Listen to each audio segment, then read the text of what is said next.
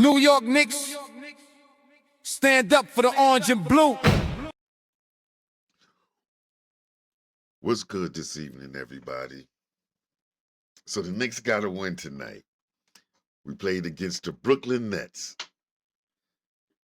The score,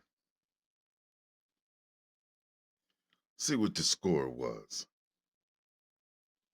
66 to 120 was the score. How y'all feel about that? How do y'all feel about that win?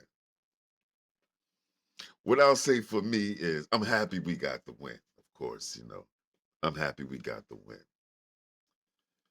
But I am not impressed. It's the Brooklyn Nets. It's the Brooklyn Nets. I am not impressed. So what I want to do is I want to start off this evening with listening to Mike Brown. I call him, in my mind, I call him the new David Fizdale, the player's coach. Mike Fizdale, that's his name, Mike Fizdale, the player's coach. So let's listen to Mike Fizdale as he tell us how he felt about the game. About the win. But I'm going to tell you, the reason why I think the Knicks are losing the way they are, I'm going to show you. So let's listen to Mike Fizdale.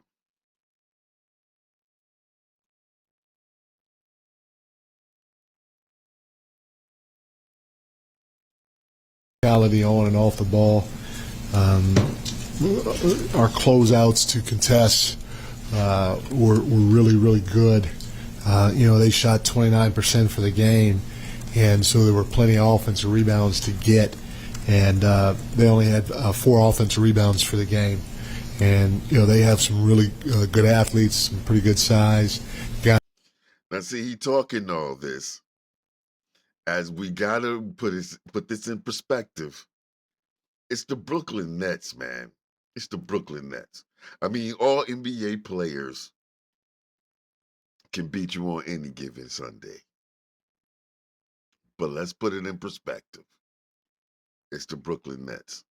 Guys that have a good nose for the ball, and our guys did a phenomenal job keeping them off the glass. But, I tell you, defensively, one of the things we've been talking about with our guys is to communicate. And their communication was off the charts. Every time down the floor something was happening defensively, I heard it from my seat. Just the guys talking and trying to help one another on that end of the floor. Mitch was our defensive player of the game, by the way. But and then offensively, our pace was really good. Our spacing was there. And it allowed us to make quick decisions with the basketball. And every time we made a quick decision with the ball, we got downhill, and we did a phenomenal job sharing the basketball. The one thing that I brought up to the group.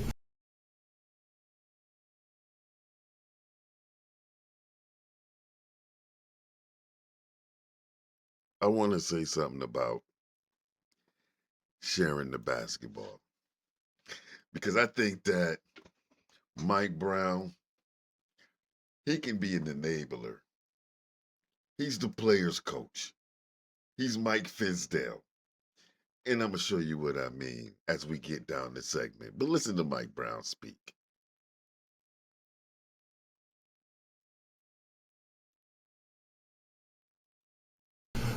Was the fact that, our young guys played a lot of minutes tonight. And, they practiced with Westchester earlier today, and so for them to come out here and play the right way, but play hard for 12 minutes or whatever it was in that fourth quarter was a lot of fun to see. Mark, the three-point defense against Dallas.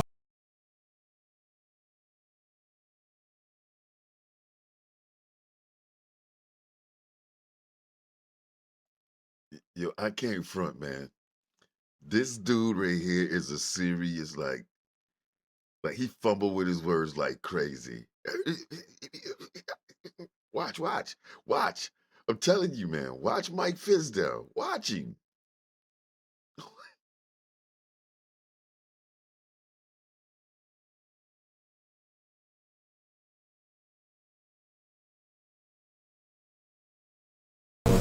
Wasn't there today. You guys kind of get a handle on the shooters. Just what did you see from that standpoint?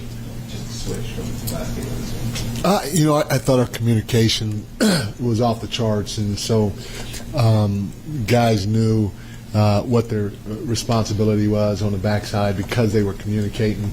They were, we had 5 guys on a string, so when the ball moved, we all moved, which put us in position to help on the closeouts. And then at the end of the day, our closeouts were on point. Great closeouts, great job.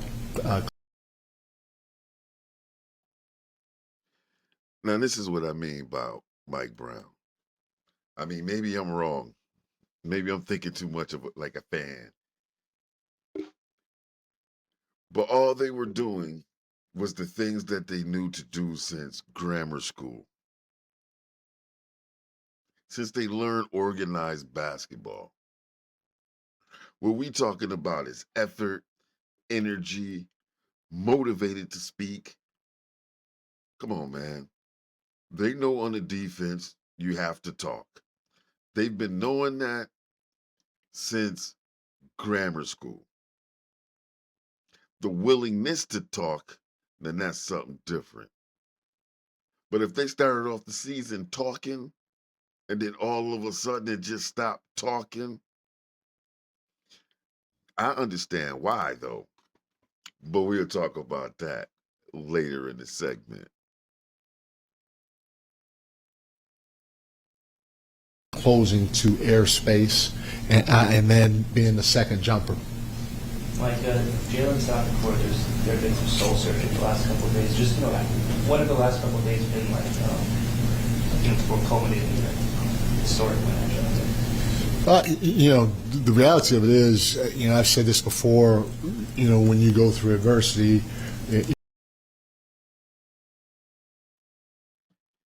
Yeah, did you hear that?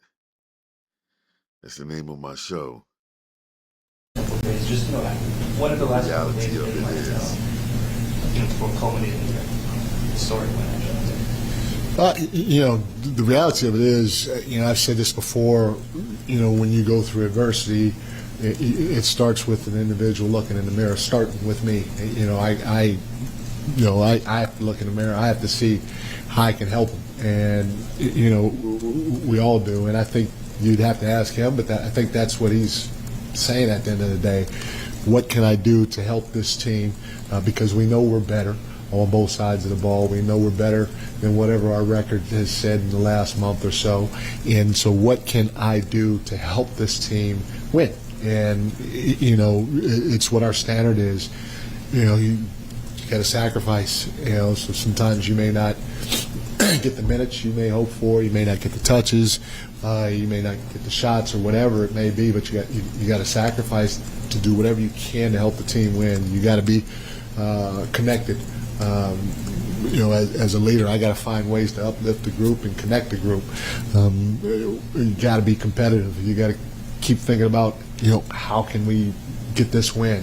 What can I do to get this win? How hard can I play to get this win? What about talking to them about showing some heart? Not Josh Hart either. Showing some heart. Ever since that thump in the butt moment, these dudes started slipping. Did y'all know, is that a coincidence that ever since Josh Hart stuck his thumb up Jalen Brunson's butt, things changed? Oh man. Let's go. And then you got to keep believing. You got to keep believing in each other and the process, and all the while everybody holding everybody accountable. Mike, what does it say for you to see your team respond like this? I mean, this record-setting win. By the margin of victory, you beat the previous one by like 7. Of all time, and to respond big time after all this adversity. What was it like for you to watch that? Of everything.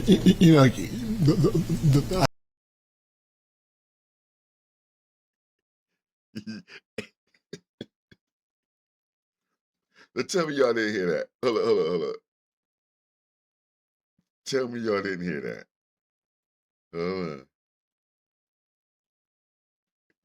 Listen. Thinking about, how can we get this win? What can I do to get this win? How hard can I play to get this win? And then you got to keep believing. You got to keep believing in each other and the process, and all the while everybody holding everybody accountable. Mike, what does it say for you to see your team respond like this? I mean, it's a record-setting win. By the margin of victory, you beat the previous one by like 7. I mean, of all time, and I mean to respond big time after all this adversity. What was it like for you to watch that? Of everything. I didn't know about the record really until it was mentioned here, but just seeing us play the way we're capable of playing, and again, I don't know what the score will be every night, but the things that we did out on the floor, we've talked about, we've drilled, we've watched film on, and our guys are more than capable, and so to go see them put it together for 48 minutes was a lot of fun. Coach, what do you think of the year? You were talking about like 20 plus sprays, like every. We've drilled, we've watched film on, and our guys are more than capable, and so to go see them put it together for 48 minutes was a lot of fun.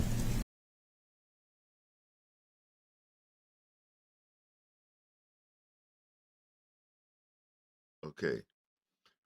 The reason why I paused it right here, right? Because now I'm thinking, he feeling the pressure of that New York media. I don't care what y'all saying out there in the world about, you know what I'm saying? He feeling that New York pressure. You know what I'm saying? That New York pressure. You know what I mean? That New York pressure. You know what I'm saying? He feeling that New York pressure, right? So watch what he do with his neck. Watch what he do with his neck. As soon as they start asking more questions, boy, he ready to go home, yo.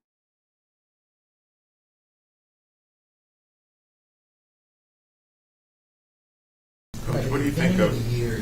You were talking about like 20 plus sprays, like every night, and as the year's gone on, it's kind of become a little bit less frequent. Tonight, I don't know what your numbers were, but it did seem like you guys did a really good job being able to like paint and kick out to the perimeter for threes. Like when you guys are on well in that aspect, what do you think you're doing well to create those when you get away from them?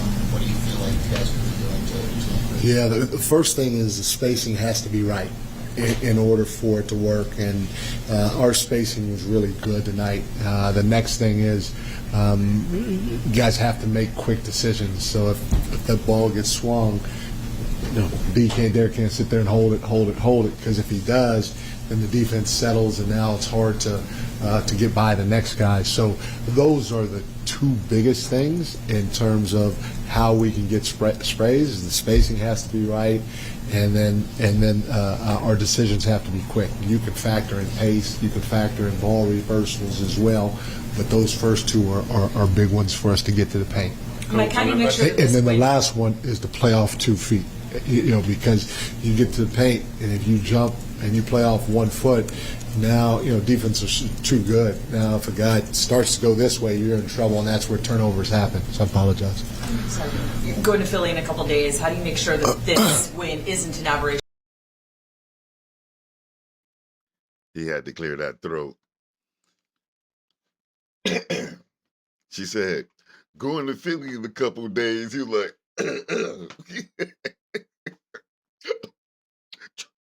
try to swallow, like, you know what I'm saying? Because we just played the Brooklyn Nets, man. Give me a 2-game win streak real quick.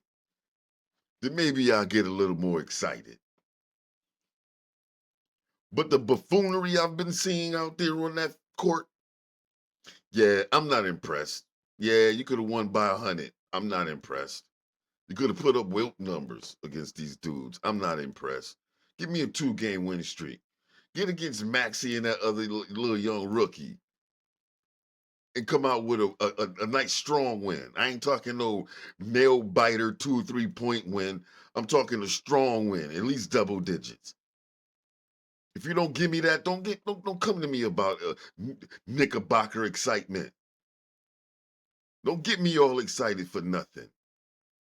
You know what I'm saying? So that's not how I'm rolling this go around. Mike Brown got to prove himself. And right now, I think, man, he's feeling some pressure. A couple more losses, we in the 7th.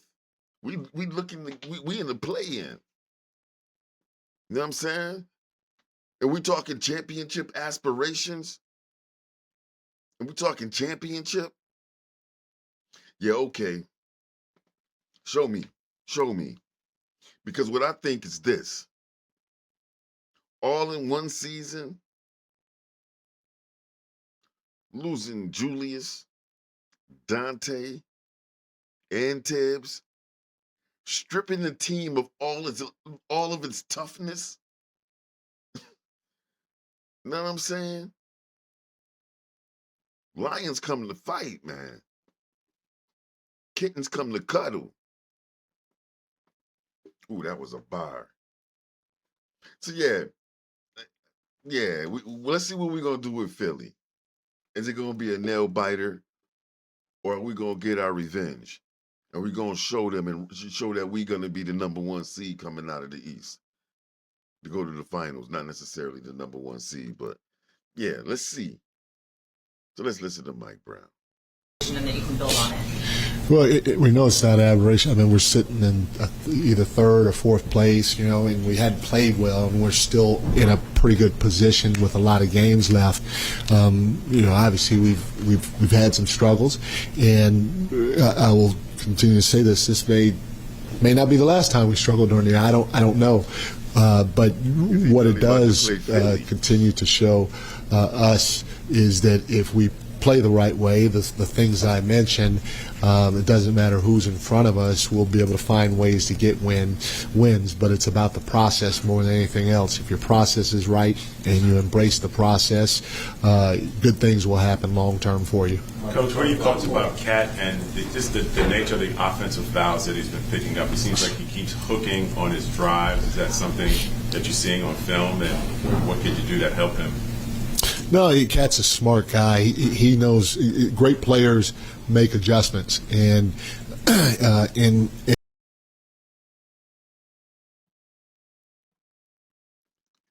See, that's an example of what I'm talking about. I can understand you don't want to let too much out the bag. You know what I'm saying? As far as what you're doing behind the scenes, for scouting reports and stuff like that. But I'm hoping that they got the coaches that work with centers well, like Patrick Ewing. He out there. He dealing with the corporation. Patrick not out there showing him like inside moves. You know what I'm saying? He just there chilling, being an ambassador, collecting the check. And he has, and he will continue to make adjustments to his game. We want him to continue to be aggressive, and if he feels that he's getting hit before, we hopefully the officials will do a better job of calling maybe the first foul instead of the second foul, which is a lot of times human nature. But great players make adjustments to their game. I'm sure Cat's going to figure it out. He got called for 2 tonight. He hadn't been called for any in a while, and so I think good things will happen.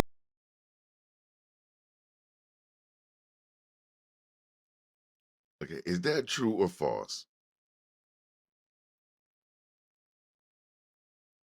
They're talking about Cat and fouls, and he said that Cat haven't been called for a few in a while. If I'm not mistaken, was it the last game he had 5 fouls? Like, I know, like the last 2 games he had like 5 fouls. He fouled out one game, had 5 fouls the next game, and he just said, "Listen. adjustments to his game. You know, we want him to continue to be aggressive, and if he feels that he's getting hit before, you know, we hopefully the officials will do a better job of calling maybe the first foul instead of the second foul, which is, you know, a lot of times human nature. But great players make adjustments to their game. I'm sure Cat's going to figure it out. He got called for 2 tonight. He hadn't been called for any in a while, and so I think good things will happen with him going forward. That's Mike Landry, 6-6 from downtown tonight. He was obviously shaking off some of the rust from his injury. But just we talk about pace and space and just how big of a role does Landry play in making sure everybody's set up right now. You know, again, we obviously missed him. We missed his pace, not just in the full court when he's running to get to one of the spots in transition, but also in the half court. I mean, you could see when he goes from point A to point B, it's with some force. And then when he catches, because of that movement that he does with force, and he makes quick decisions, he gets the paint, and the defense has to react because he's a better athlete than most people think. And you know, he played point guard in college, so he does a great job of finding his teammates. He was a big answer, or one of the big answers to us making great passes or great sprays with our ball movement tonight.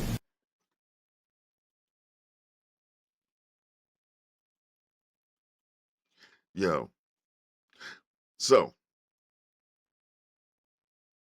I don't know what y'all thought about that. Us, you know, Mike Brown speaking, us against the Brooklyn Nets. But what I will tell you is this. First, you see my Knicks cup? You see all of this right here? This cup is from before the Julius years. You know, before the Julius we here, I had this cup. So that means this cup been through some dark ages. Some dark ages. But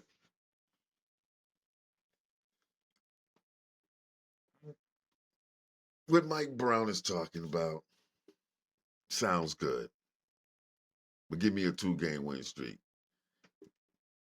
Get the with Philly and win that game, and then come talk to me. I can get a little bit more excited. But yeah. So what I'm gonna tell you is this, man. I'm glad to see Shamit back, getting into his groove. It's one thing I like about Shamit. You know, Shamit's not scared to be aggressive. You know what I'm saying? And I want to show y'all some plays of why I think it's gonna be hard for the Knicks to get that ring. You know, Brunson, my man. I ain't gonna lie, he my man, 50 grand. But Brunson is an all about himself player. I hear people say, you know, the rest of the team don't do this and the rest of the team don't do that, so Brunson has to do this and Brunson has to do that. Man, that's a crock, man.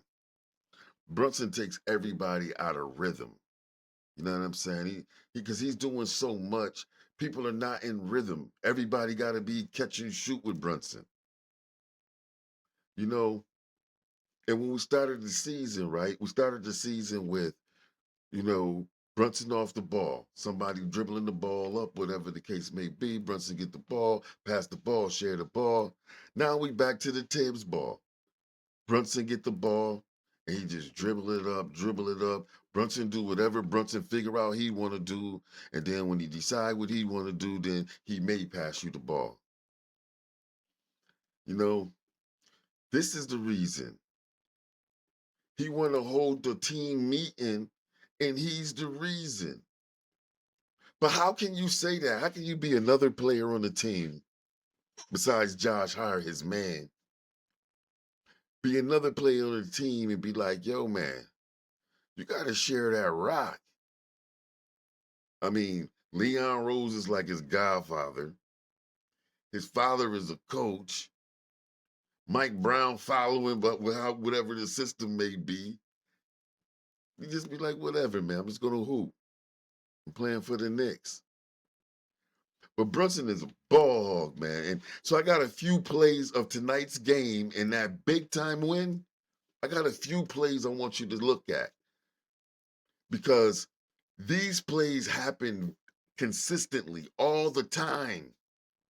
All the time. But it's just that he makes a lot of these shots that people don't call it out. Everybody like Brunson. The rest of the team ain't shit because yeah, man. Brunson is taking the rest of the team out of their game. And before he know to show some equality, this dude can average 25 and 10 a season. Easy. 25 and 10. But instead, this dude want to be Iverson all the time. Grab the ball and act like everybody's Eric Snow. And then it takes these players out their game, man. So let me show you a couple plays I'm talking about. Just pay attention. Does a great job of finding his teammates. He was a big, not talking he was a about big Brunson, he's answer, talking or about one of the big Shannon. answers to us making great passes or great sprays with our ball movement tonight.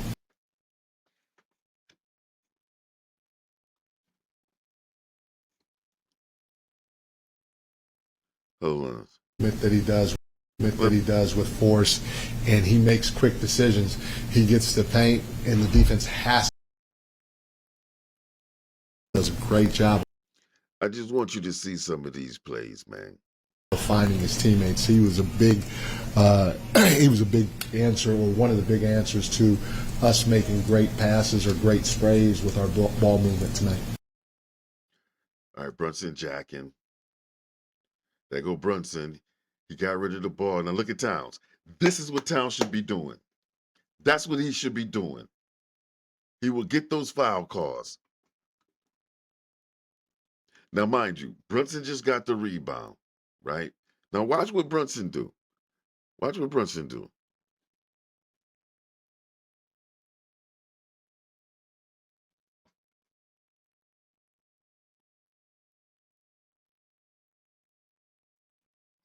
Now look at this.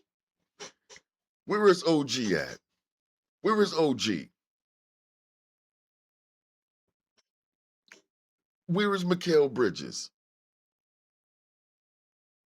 Everybody looking at Brunson in that middle. Now look what Brunson do. Okay, so he made that basket, but there's a lot of times he missed that basket when he could get his other people hot.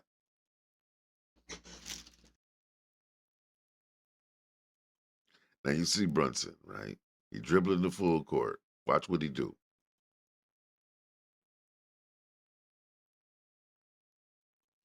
Now he got two people on him, right?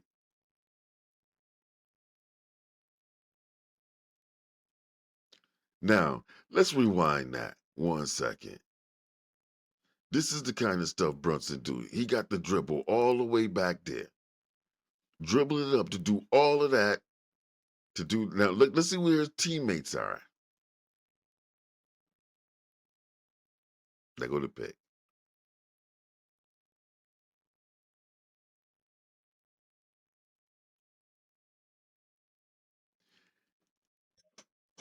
You got Yabusele.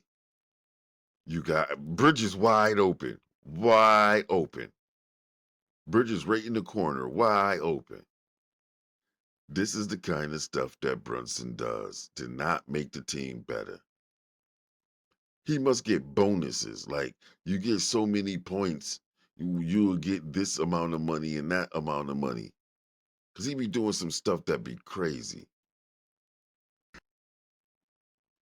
Now, if Brunson was to do this type of stuff I'm about to show you, he can be 25 and 10.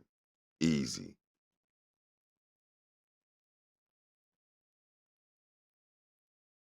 Oh, that's not the play. That's not the play.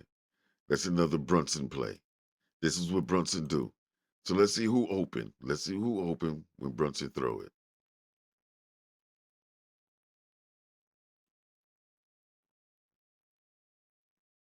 Again, Mikal Bridges wide open.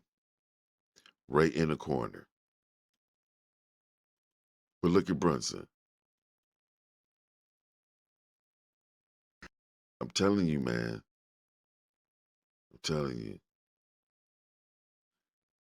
I'm telling you, this is the kind of stuff I'm talking about.